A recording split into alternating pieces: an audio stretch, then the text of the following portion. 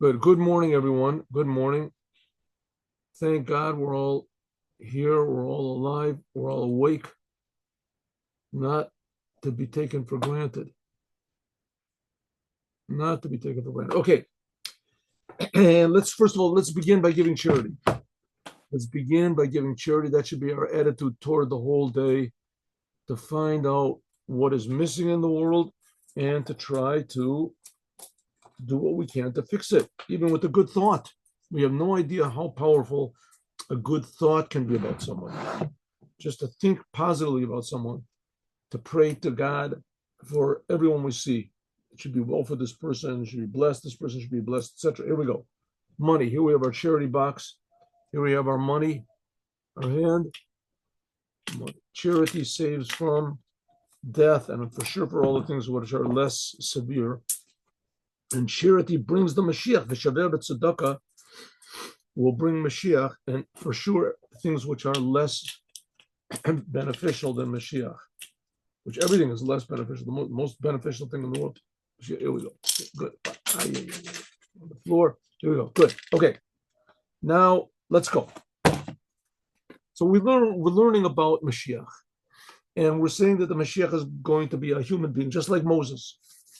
And that's a story of Judaism. The Jews started off in a bad situation. That's how Judaism was born. In a terrible situation, the Jews were in Egypt for absolutely no sin of their own. They didn't do anything wrong. That's where they started, in Egypt. And that's the way God wanted it. And when they took them out, God took them out of Egypt. And that was such a big miracle. That's the first of the 10 Commandments. First thing they heard from God at Mount Sinai: I am God that took you out of Egypt. So you might think, what's the big deal? I mean, God is creating Egypt. He's creating everything. So what's the big deal? So the answer to that is the exact quote from the Yetzer Hora, from the evil. What does the Yetzer Hora say? First, he says, there's no God, doesn't create the world. Then, when God takes the Jews out of Egypt, so what a big miracle. That's not a big miracle. God creates the whole world. He can do anything, right? A second ago, you were saying he doesn't even exist. He doesn't create the world. And now you're saying, so he creates the world. It's a big deal. What's the big deal? The main thing is to get a person not excited about God. Not to get excited about God, to get excited about yourself. You start to believe in God. You say, okay, no, I want to go to heaven. I want to go to heaven. That's all I'm thinking about, is going to heaven. You're not excited about God. God is just this big judge. You have to appease him or bribe him or do whatever you can to get anything to not get a person excited about the creator of the universe that's creating us and protecting us and loving us and providing for us and answering our prayers. Anything to do with that, who is this evil force that's doing that? It's within inside of us. It's inside of us. That's why God made the world.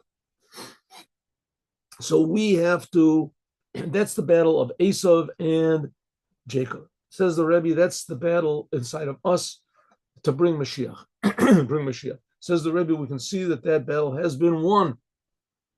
Why? Because France has changed. In France, there is now yeshivas of Chabad teaching Chassidut.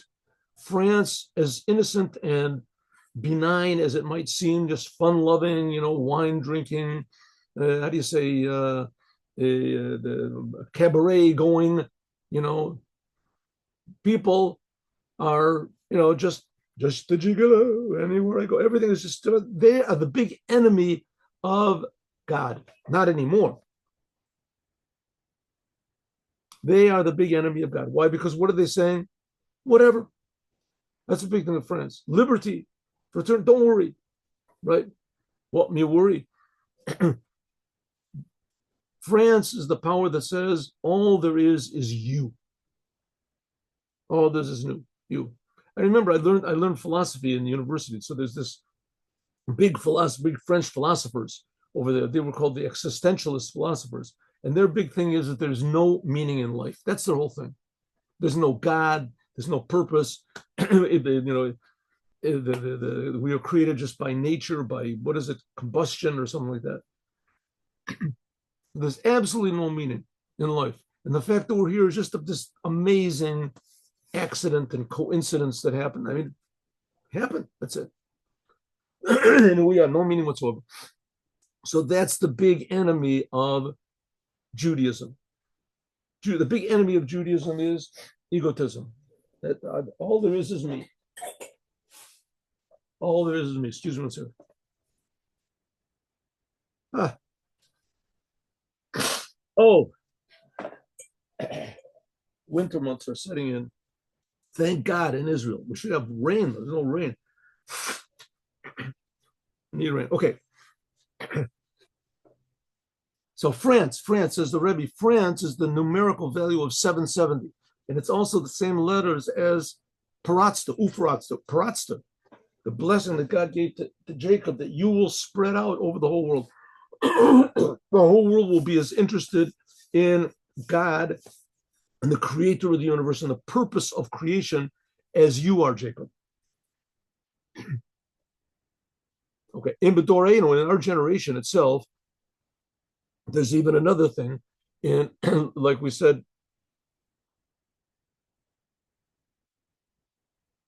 okay, shit, when? But now, this is, it's a little mistake. Oh, I see. When? Kaima Siora B'Shlemuta, the moon is full of Chodesh Kislev, the month of Kislev, in this year. Which year is the Rebbe speaking? It was Tav Shin Nun Beit.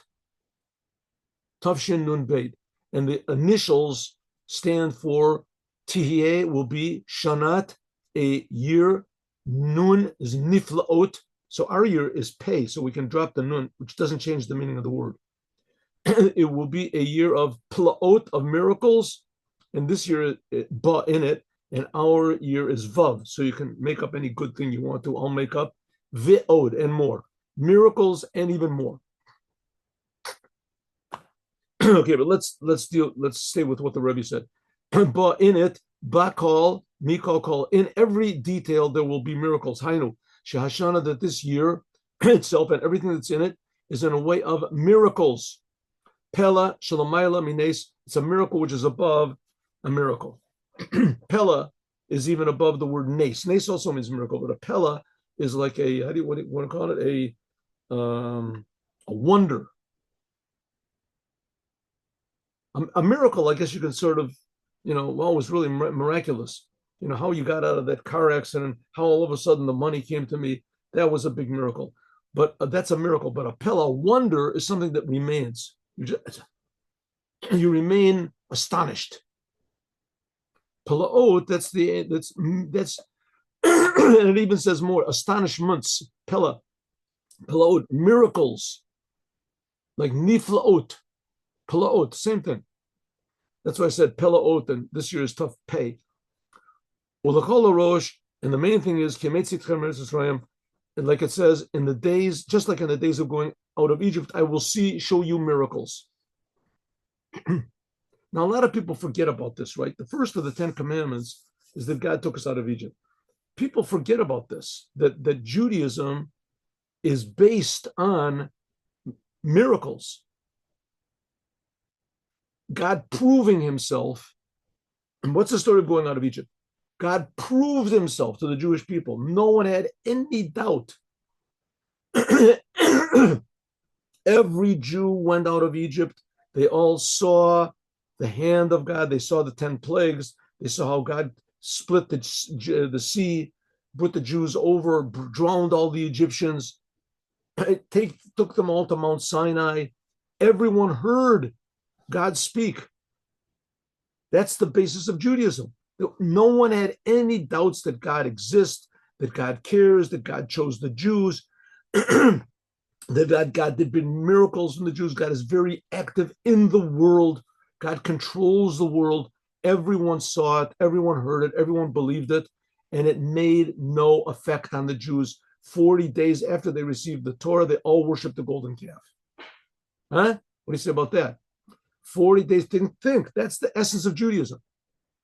The essence of Judaism is that even when everyone knows that God exists and creates us and controls the world and chose the Jews and took them from Egypt and gave them the Torah and brought manna from heaven, huh? and water from a rock. They all knew it. They were sure of it. Nevertheless, 40 days after they received the Torah, as soon as they thought Moses wasn't there anymore, they thought Moses went up on Mount Sinai to get the Torah, and he didn't come down. They thought he wasn't going to come down. They said, Moses is not going to come down. What should we do? Somebody said, well, let's just worship a golden calf. And everybody said, oh, that's a pretty good idea. Let's do it. They all heard 40 days earlier that it was forbidden. And they heard it from God, who took them out of Egypt and was giving them bread from heaven. But nevertheless, a Jew, if he wants to, is stronger than God. This is what God says, but this is what I say. And that's what was missing when they left Egypt. That inner, how do you say, certainty in the face of confusion. Right? As soon as Moses wasn't there, there was confusion. They thought, we haven't got a ruler anymore. We haven't got a leader. And they lost their inner certainty that they had, because their inner certainty was, if you want to call it, how do you say, externally imposed. And so, and within themselves, that's the idea of Mashiach. Mashiach is going to change everyone's, that's Chassidut. It's going to change the inside of everyone. So that's going to be the biggest miracle of all, is that all the Jewish people, they saw miracles. I mean, you don't get, one of the 10 plagues was there came down hail with fire inside of it. Now, you don't see that every day. Now, everybody knew, and it only fell on the Egyptians. It didn't fall on the Jews. So everybody knew it was the hand of God. And that's pretty big miracles. The splitting of the sea. It says when the sea split, so they all saw God, it says. All the waters, all the heavens split. Right? It says split. And they saw miracles. That was miracles. But it didn't have a permanent effect on the essential stubbornness and stiff-neckedness of a Jew. And the goal of Mashiach is to transform that stubbornness and stiff-neckedness to the side of holiness. And we see a lot of people, there were a lot of Jews that were in Auschwitz, and they saw the terrible, and they still believed in God. Right? They still believed in God. They said, okay, we don't understand what happened. Doesn't make any sense. It's the opposite of what God is supposed to be, but that doesn't mean I have to understand, which is not the case of the Jews when they left Egypt. When the Jews left Egypt, they said, we don't understand. Moses is not here, and we have to understand everything. Let's worship a golden calf so that we're back in that comfort zone again. We have some. So when the Jews go, that's what there's going to be miracles, like the days of going out of Egypt, means that everyone is going to feel the oneness of God and is going to act accordingly against all nature, if necessary. Well, B'Shana Zu, in this year itself, it says in the third month, the third month of Tavshin Nun Beit, which is the year of miracles. I want to talk about this a little bit also. This is the completion of the 3 months. It says we are now in the third month, and this is the giving of the Torah of Chassidut. So then this is the marriage, like we said before, of God and the Jewish people in a way, is Ora Lavanak Ora Chama, in the way like it says that the light of the moon will be equal to the light of the sun. It says, the sun will also be 70 times brighter than it is now. And they'll both be equal to La'ir. It says, to make a comment, says the Rebbe, this is especially stressed in this year, that this is a complete year. The year when the Rebbe was speaking was a leap year, where there's an extra month. So it ends up that the sun and the moon become equal. And that Cheshvan and Kislev, they're both complete. Their whole month, they're 30 days. And it's a complete year. This is a that there's another month. The Jews' calendar goes according to the moon, but if you only go according to the moon, then eventually you get like the Arab calendar, where some holidays fall. What's going on there? Excuse me. The Arab calendar goes only according to the moon. So if so, it comes out that certain holidays they fall in the summer, and then as if they go according to the moon, so the sun, the seasons and the lunar calendar, the summer calendar are not synchronized one with the other. So, for instance, in the American calendar only goes according to the sun. So it has the any date of the month. For instance, the 15th day of June, it doesn't mean the moon is going to be filled. The moon can be filled. There's no connection to the moon. The Arab calendar, on the other hand, has no connection to the sun. So it could be the holidays that they have. They have a holiday, Ramadan, whatever. And so the Ramadan can sometimes fall in the winter and sometimes fall in the summer. The Jewish calendar, Havdil, it always goes according to both the moon and the sun. And that's especially in Passover. Passover always has to come in the spring, Pesach. And when it starts to go a little bit off, so they adjust it. So once every 3 years, they add another year, add another month, so that the moon and the sun are synchronized exactly. And that's the year that the Rebbe was speaking, was a month like that. Is our year that a month like that? I don't think it is. Huh? So I didn't check to see. I don't think so. It's called utter bait. Let me have a look. Give me one instant over here. I didn't have a look at this. I don't think our year is one. Oh, I hurt my knee. Dancing at a wedding. There we go. 1 second. Give me a minute. Give me 1 minute. Utter. No, it's not. Okay.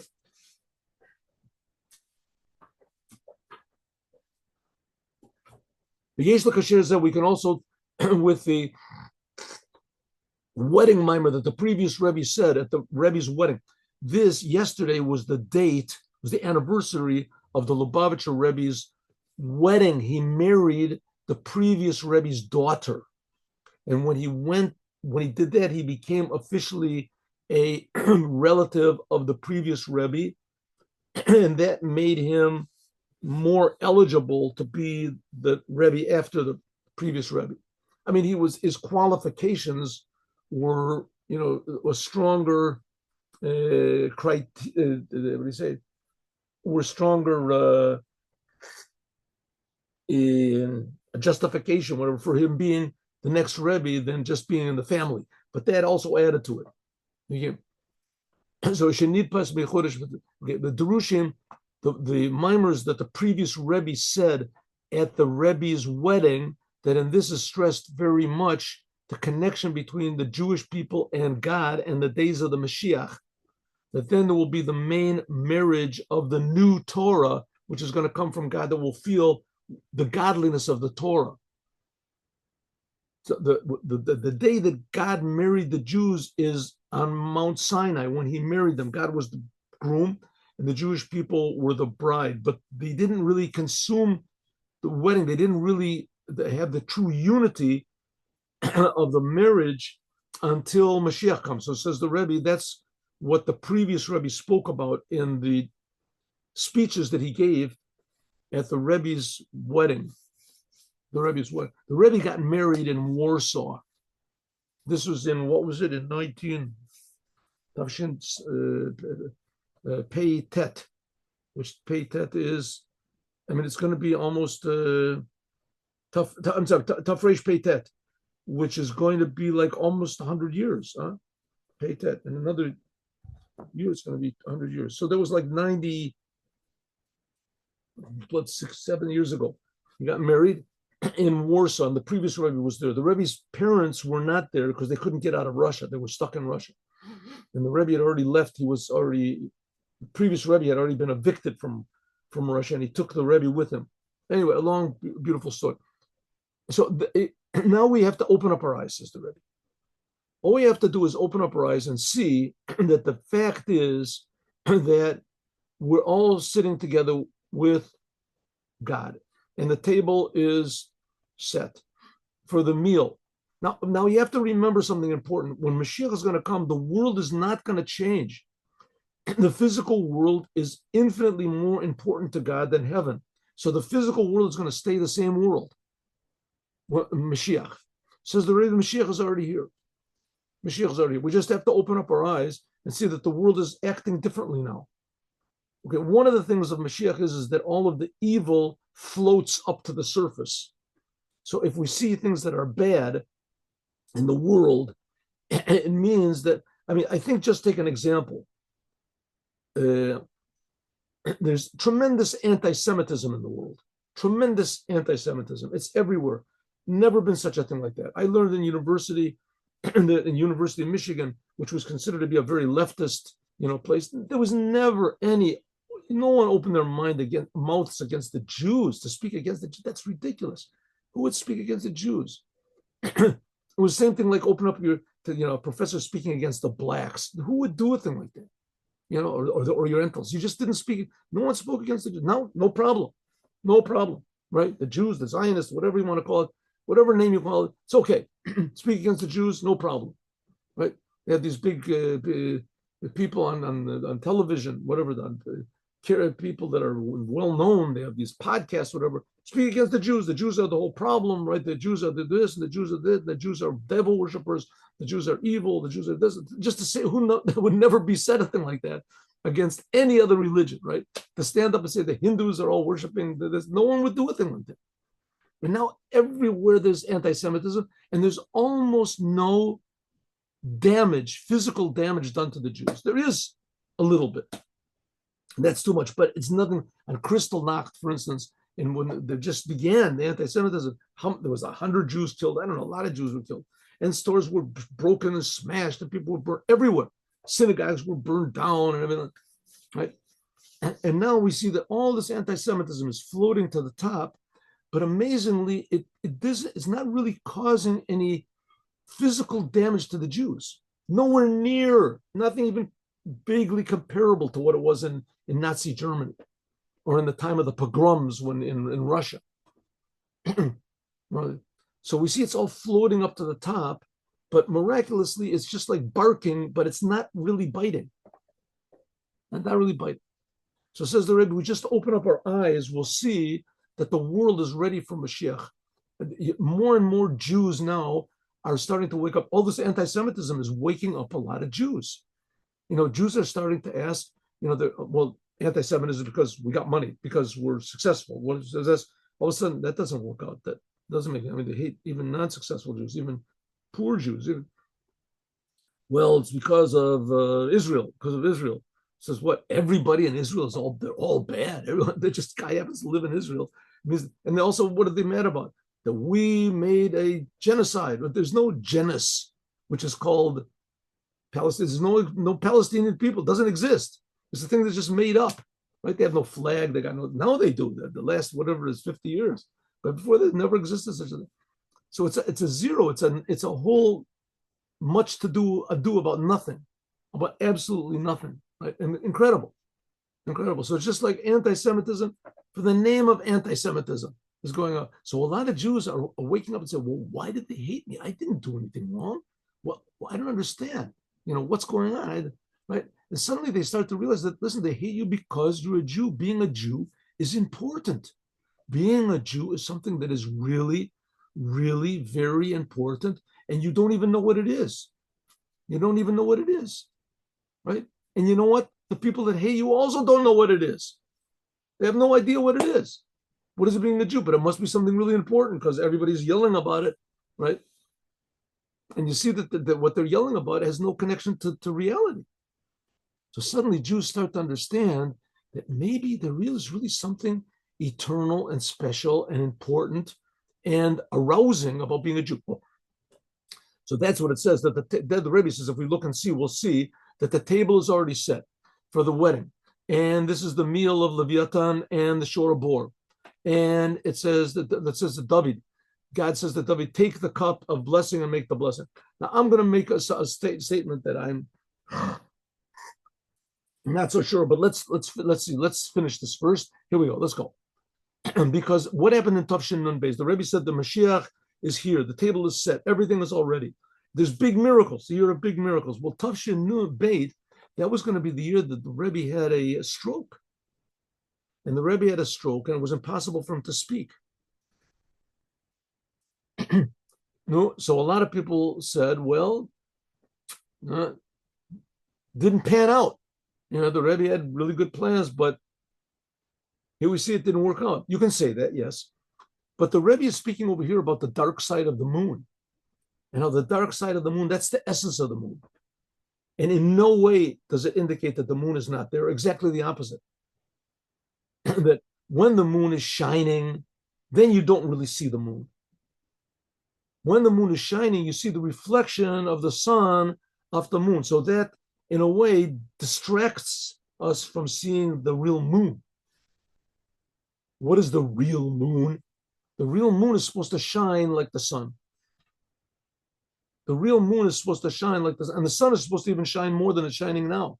It's supposed to shine equally to the newly created sun, because both the sun and the moon they don't shine from their own self. They shine because God is making them shine, and we don't see that. The moon we see shines because it reflects the sun. The sun shines because of combustion or whatever it is. It's on the sun, what it was called on the sun. In the future, it says the sun and the moon will shine godliness. Even the world will shine. The world is like the moon. It'll shine godliness. So nowadays, a hint of that is the dark side of the moon. When the light of the sun doesn't shine off the moon, we see the moon itself. Okay, we don't see it. We don't see it, but that says already that's representing a type of a light which we can't physically see. We will see one day with it. So something like that is also with the Rebbe. The essence of the Rebbe, what the Rebbe is, we have absolutely no idea. No one has any idea what Moses was. Nobody had. And Mashiach will even be greater than Moses. Moses was somebody that nobody understood, right? That's why we see in the Torah that Korach, who was basically a nothing, he never did anything for the Jewish people. He stood up and he said, let's rebel against Moses. And everyone said, oh, okay. And they all went against, everyone went against Moses. Right? It's one of the chapters in the book of Numbers. How could he convince everybody to go against Moses? Because he said Moses is too different. He's too different. He's faking it. It can't be a person that's so different like Moses that he can tell us what to do. He's never wrong. He's directing us. He's telling us all these things to go against our own nature. Okay, to get out of Egypt, we needed it, but we don't need it anymore. It's too much. That's what Moses. Well, Mashiach is going to be even more, and the Rebbe is the Mashiach.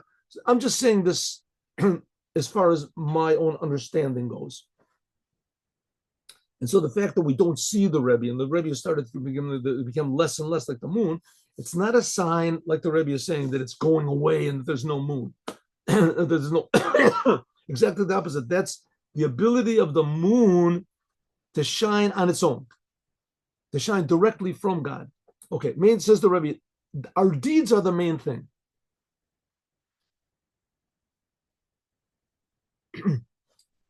Just one more last thing.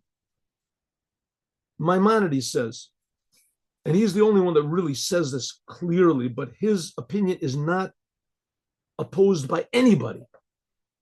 There are a lot of the laws that the Rambam says, Maimonides says, that's one of the reasons he wrote his book, to make everything in the Torah clear. And now you can debate. Now you can debate. The Rambam says this, but I say differently. The Rambam made his thing clear. He made all the laws of the Torah clear, so you could see that there's someone that has clear ideas of what the Torah is. If you go only according to the Rambam, you'll be wonderful. You'll be a wonderful Jew. You do all the laws that the Rambam says, you'll be wonderful. But there's a lot of people that are to the level of the Rambam, of the Maimonides, Moses, and they disagree with certain things that he said. They also know the whole Torah, and they disagree. There are certain things where there, and that begins like the Talmud, arguing, right? It says all the people in the opinions in the Talmud, they could raise the dead.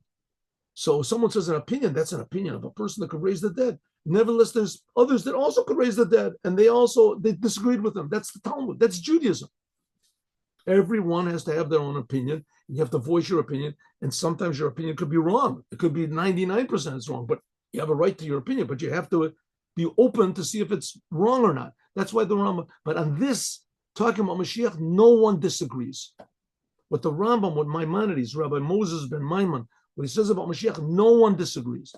And one of the things that he says is right at the end of all of his laws. So he finished 14 books of all the laws of Judaism. And right at the end, he says that a Jew has to believe in Mashiach and he has to await his arrival. And any Jew that does not, you can throw away all the 14 books I just wrote because you don't believe in God, you don't believe in Torah, you don't believe in Moses, you don't believe in anything. You don't believe in anything. If you don't believe in Mashiach coming, then forget about everything you've learned. It's all meaningless. I don't know. I mean, I exaggerated, but anyway, it's a sign you don't believe in God and you don't believe in Moses. Right? You're learning in the Torah of somebody else, right? Of the rabbis or someone. God and the Torah is manifested in this person called the Mashiach. Right? Mashiach, one of the main things Mashiach is going to do is bring all the Jews back to Torah and the commandments as is explained in the Talmud. That's one of the main things. That's what Maimonides says. But anybody who doesn't believe in him, okay, so we have to be sure 100% Mashiach has to come. No doubt. And if you have any doubts about it, it means you're doubting Moses and you're doubting Hashem. Who is the Mashiach going to be? So the Maimonides says the criteria. Anyone who fills this criteria, oh, that's the one we were waiting for. So it seems to me that a person that reads what the Rambam said, that's interested at all in Mashiach, is going to read what the Rambam says. He reads what the Rambam says, he's going to be looking for a person that has these criteria. Right? Now, the Lubavitcher Rebbe has these criteria that the Maimonides says. He's got the criteria. Maybe somebody else also does. In the Talmud, it says that every school, they believe their rabbi was the Mashiach. However, you have to wait for Mashiach. So you should not be think, okay, it didn't work. The Rebbe said Mashiach, but it didn't work. He got sick. So therefore, forget the whole idea. If you want to look for somebody else, but you don't have to look far because the Mashiach, it says he doesn't, that if the Mashiach disappears, doesn't disqualify it. Okay, says the Rebbe, now we are Erev Shabbat, we are Shabbat right before the 15th day of Kislev, when the moon is full. And we are continued Motzi Shabbat, which is going to be the first day of the month, when God is going to, the first day, when God is going to be number one. So that indicates God is one. That's the 15th day of Kislev. 6 days, there are 3 days in a row that they have a special holiness in them. Namely the 14th day, the 15th day, the 16th day of Kislev. That's when the moon is full. And this continues also to the 17th day, the 18th day, and then there's going to be the 19th day of Kislev. That's going to be this Tuesday. Erev Yutet Kislev. Yutet Kislev is what we said before when the Rebbe got out of prison. How much more so in the days of the redemption. Yutet Kislev itself and Chav Kislev. And they're drawing into the days which are after, into the days of Chanukah. So says the Rebbe, what should we do? Make forbringans. Make Hasidic forbringans, Hasidic get-togethers, every place that you can. In every country, in every city, in every neighborhood. The low Rakit Badr, they're not only Hasidic gatherings, big ones, in great, big, important places. You should do that. But also every single place, simply every single Beit Knesset. Every single Beit Knesset. I know in Kfar Chabad, for instance, since there was the corona, so when there was the corona, they made all these ridiculous restrictions, and everyone, anyway, they make restrictions. So what people did, instead of going to the synagogue and sitting far away from everybody else, so they made their own little, they bought tents. Now in Israel, you can buy a tent. It's a big, they buy a tent. The tents have like, iron,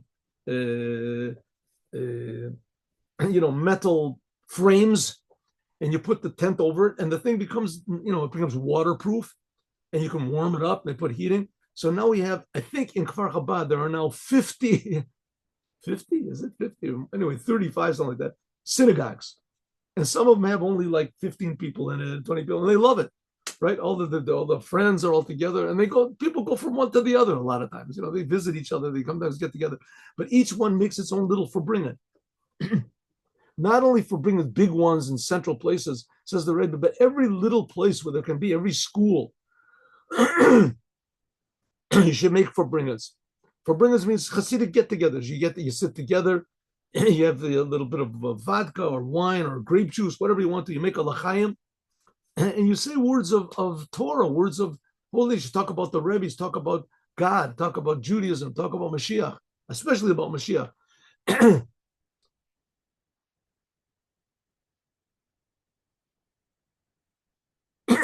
Every place should be a forbringen in a way that wherever you are making your Hasidic get together, and that should be the main place, not in a way that one place is the big one or one person is the big speaker, and this person is that, and everybody else is secondary.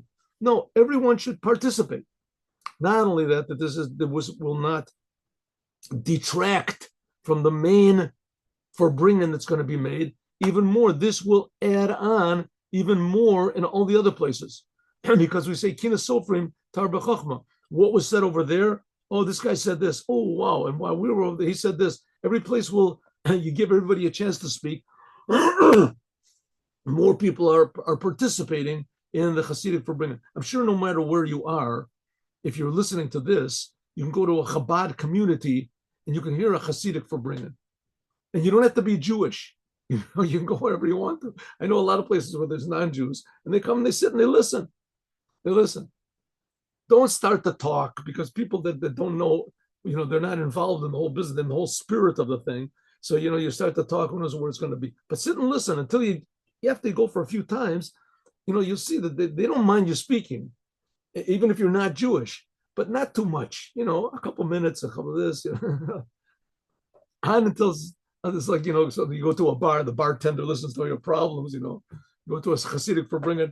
Listen, I want to tell you, my wife yells at me all day. Don't, it's not a place that's it's a psychological, visit a psychiatrist, but it's a place where you can be inspired by the words that you hear, or at least your curiosity will be aroused, until that all of them will be made all the forbringers, no matter where they are, even if it's just 5 people, 3 people together, that'll be the main place.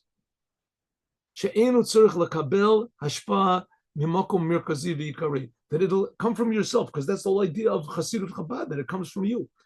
Even since that you yourself make every place, you become the main center, and you respect everybody else that they're also the main center. Just like something like the moon, that says that the moon, complete moon, it won't receive any more from the sun. It'll be shining on its own. Ukadai, and it's proper that every single place should make a forbringen. And how much so? If it is 3 forbringens, 3 get-togethers, and these 3 days, with all the powers of your soul, and make it with your family, with your friends, with your acquaintances. In order that you should stress even more that every single person can be a mashpia, can be a mashpia is a teacher, a influencer, not only a receiver, but also everyone has something to say. Al derech shlemus, for instance, like the moon, when it's going to be complete, it will be the source of light. Like we said before, Hishi lev avod el abanim, lev abanim el avod. Like it says, they will. Where is it? It's a prophecy in. Where is the prophecy in? I'll tell you where. Malachi, prophecy in Malachi, right in the end. It says God will return the hearts of the fathers to the children, and the children to the fathers. And the children themselves will be able to have an effect to teach their parents. In these forbringens and these get-togethers, you should arouse others and become aroused, inspire others, and you should be inspired, like it says, Ishreyo Yazru, to add on to one of the topics that should be discussed is to add on and increase the learning and the observance of the 3 pillars upon which the world stands: Torah, prayer, and good deeds. Like the rabbis say, Para b'shalom nafshi, anyone who learns Torah, gives charity, and prays with a congregation, God said, I treat it as though you have saved me, you've released me from exile, and all the Jewish people, me and all of my children from exile.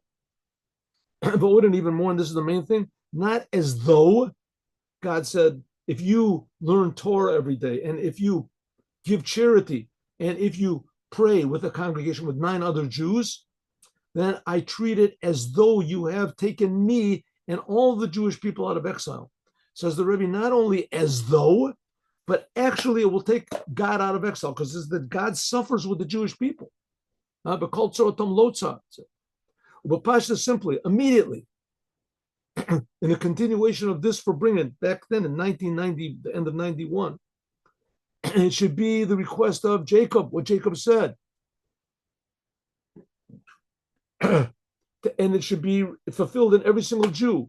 Leishev b'shalva, to sit in peace and in tranquility. What does it mean, tranquility? But Paul Begilo, you should be dynamic. Your life should be dynamic. It should be active. It should be full. But there shouldn't be any, I say, problems. Shouldn't be any bad in the world.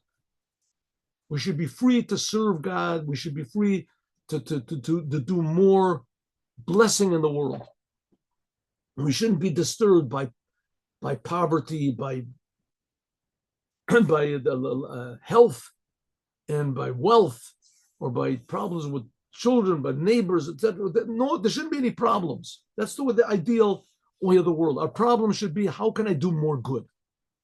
And since that before that we've already done what it says, it says that the Jewish people will be saved from the exile, and they will judge the mountain of Esav, and then God will have the kingship. Then there will be what it says, Ach Tzadikim, and Esav means all of the non-Jews in general, but especially it means the church. That's the church, that's the big, and the whole thing is starting to turn around. I've read a little bit of what these Christians that are Zionistic Christians or whatever, and a lot of them are just doing it so that they can be missionaries. They figure that the Arabs are their big problem, and they're going to knock them down. Then all the Jews will come to see the light. But there's a lot of them that are starting to say that, no, listen, maybe there's something really special about the Jews. Maybe we should leave the Jews alone. Maybe we should help them. The problem is the Jews themselves don't want to help the Jews. The Jews themselves don't even. Now we're free to serve God as much as we want to, so I don't know what to do, right? I saw once a cartoon that there was a hippie. He was standing on a stage and he was speaking to all the others, and they're all holding these signs: freedom of speech, freedom of speech. We want freedom of speech. So that their leader was standing up on a podium, and he was saying, I got good news and bad news. The good news is we have been granted total freedom of speech. That's the good news. And the bad news is we've got nothing to say. It should be that we should be free to do good, and we should know how to do good. We should do what it says in the Torah. Then we will fulfill what we say every day, 3 times a day. That all of the holy people will know your name and see your face. And when will that be? In the third temple. In the third temple, there will be forbringers, big get-togethers in the Chanukah Beit HaMikdash HaShlishi with all the Jewish together. And even before the days of Hanukkah, there should be already the total redemption. And the days of Hanukkah will just add even more light, which that's the whole thing of Hanukkah, adding more and more light all the time. In the future redemption, and we will see God, the face of God in Zion, in Jerusalem. That's in Psalms, Pei Dalet. So what's the Rebbe saying? The Rebbe is trying to say that we just have to ignore the bad, do more and more good. Do more and more good. Forget about politics, forget about worries, forget about this. Just do more good. And we'll see that the more good that we do will dissipate the bad. Something like when the essence of God shines, then the dark side of the moon, it will shine. But right now we're seeing the dark side of the moon. But nevertheless, another second, we'll realize that the light that we received from spiritual things was nothing compared to the light of God that we're going to receive from how important this physical world is, how important, how God loves and values in every single detail of this world, especially the human beings, especially the Jewish people. Then the world will really be active and really be happy and dynamic and healthy and positive and happy with Moshiach now. Okay, good. Now, stop the share.